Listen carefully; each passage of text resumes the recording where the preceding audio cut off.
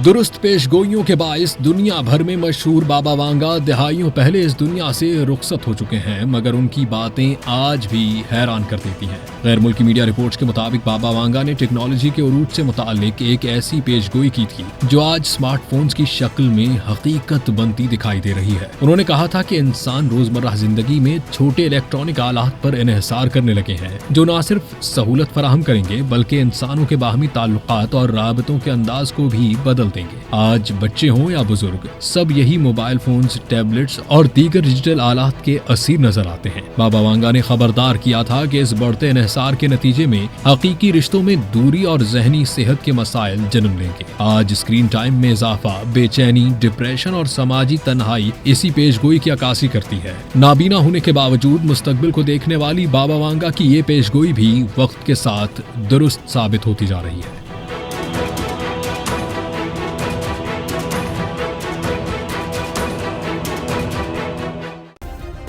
Subscribe करें और bell दबाएं ताकि कोई खबर रह न जाए।